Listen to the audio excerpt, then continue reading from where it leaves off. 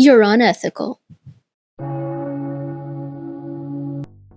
Today, I want to talk about some drama in the goth subculture. Now, this drama has actually been going on for many years, and it reaches into other alternative subcultures as well, but it's the question of whether or not you should buy your alternative fashion new or used, and whether or not you should alter it with some DIY crafts or leave it as is.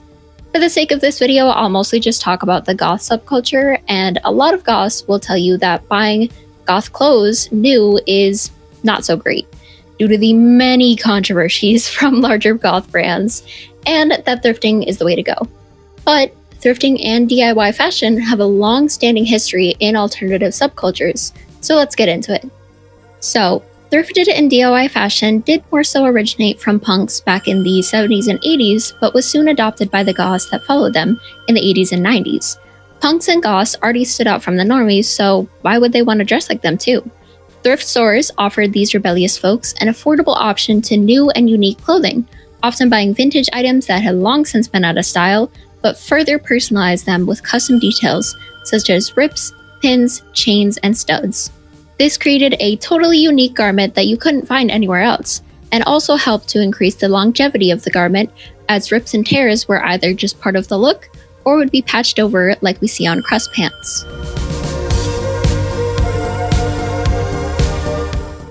Secondhand shops were even first referred to as thrift stores in the 1970s, as they were becoming more modernized and commonplace.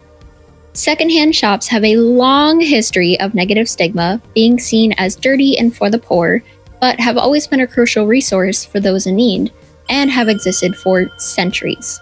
Brand new, pre-made clothes just weren't readily available for the longest time due to just the cost of new fabric alone, and so especially after World War I, when fabric and materials were harder to come by, many Americans began turning towards these secondhand shops for their new wardrobes. Men who were returning from war needed regular civilian clothes, and many women were now entering the workforce and needed professional clothing.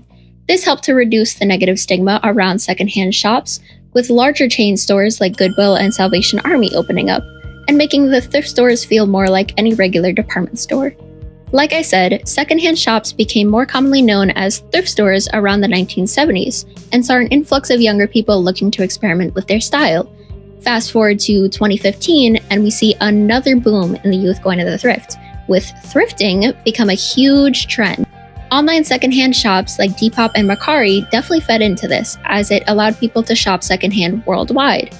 While other sites like eBay and Craigslist did exist beforehand, I think that the more modern look of Mercari and especially Depop further pushed the younger generation's interest in shopping secondhand.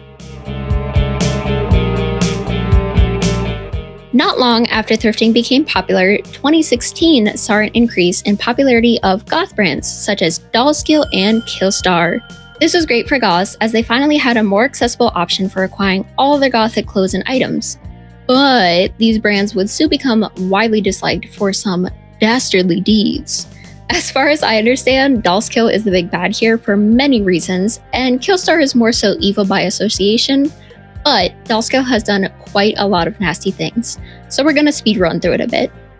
Not too long after Dollskill saw that popularity in 2016, they released a very unpleasant shirt with a design that read, "Dead girls can't say no." Gross. Dollskill then completely appropriated indigenous culture, selling what was essentially a sexy Native American costume, and then completely denied being racist in any manner. But you know they had to double it. Next up, they released a shirt that said, "Goth is white," and people were like, hello? And once again, Dollskill denied any racism allegations, claiming that the shirt actually meant that goths can wear any color they want, not just black. Yeah, okay. Oh, and then the Dollskill founder made a very tasteful pro-police post on her personal Instagram during the height of the BLM protest. And if that weren't enough, they also denied a woman a modeling opportunity when they found out she was in a wheelchair, and have stolen countless designs from artists with zero credit. So yeah, not exactly a brand you'd really want to support. I didn't come across any specific evil actions that Killstar has done, but it's more so their inactions that people have an issue with, as apparently the Killstar owners were close friends with the Dollskill owners for a long time, even as Dollskill was being called out for their actions, and that just rubbed people the wrong way.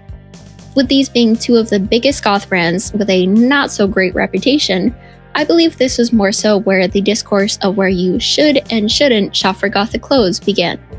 Now we're moving on to 2019 with a whole new wave of alternative kids popping up online, and alt and goth styles becoming super trendy. With the quarantine lockdowns that followed in 2020, there was a massive increase in online shopping, and so these mainstream goth brands such as Dollskill, Killstar, and now Demonias started pumping out goth clothing at a higher price but lower quality to fit these demands. It's overconsumption time, baby! You had e-girls with daddy's credit card ready in hand, filling up their Shein cart with an entire new wardrobe of goth clothing. Fast fashion hauls became extremely common online, with sites like Shein and Romwe offering so many styles for so cheap. People were buying anything and everything online to wear it once or twice before dumping or donating it. And while donating it might seem like a good thing, tons and tons of these clothes actually just end up in landfills every year. Not to mention, with how big of a trend #AltTalk became, people were just seeking out the peak trendy items rather than developing their own personal style. For example, the Demonia Swing 815 boots are the most popular Demonia shoes and a staple in an e-girl's wardrobe. While the Demonia brand has been around since the 90s, there has been a noticeable decline in the quality of their shoes in recent years. I actually own a pair of Demonias that I was gifted on my birthday, and the entire platform almost completely came off after like 2 months of wearing them. But I am nothing if not a crafty girly, so rather than tossing them, I just super glued the fuck out of them and still wear them today.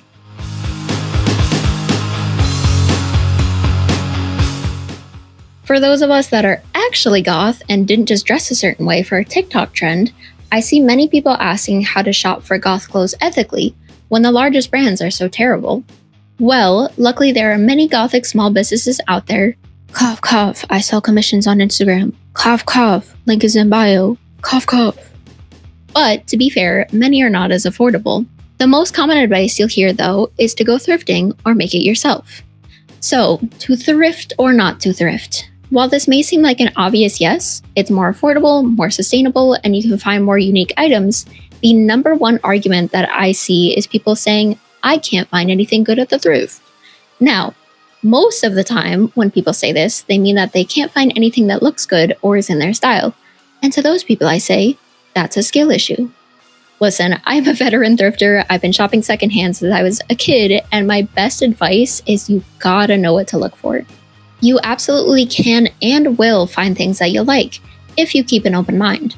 Something that might initially look like a grandma dress can be elegant and gothic when styled correctly. I'll admit, you're usually not going to find super intricate items like you'd find on Killstar, but again, we're talking affordability and sustainability here. That being said, one valid argument is that it can be very difficult for people to find anything in their size at the thrift stores, especially for plus sizes, and so that's why some goths will resort to these unethical brands for the size accessibility that it allows them.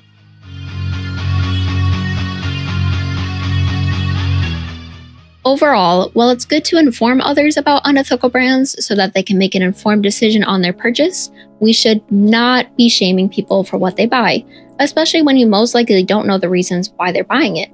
I think instead, we should encourage people to always experiment with their clothes and find their personal style, whether with new or used clothes.